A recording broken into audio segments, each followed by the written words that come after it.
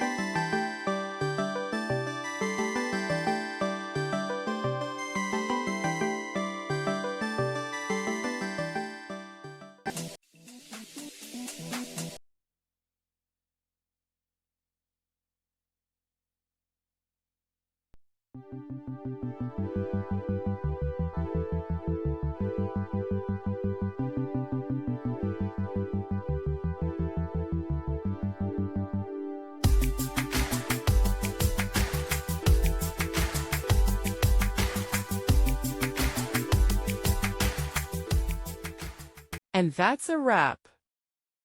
I hope you found the answer you were looking for. If you did, take a second to hit that subscribe button. It really helps out. And let me know in the comments which solution worked best for you. See you next time in the debug zone.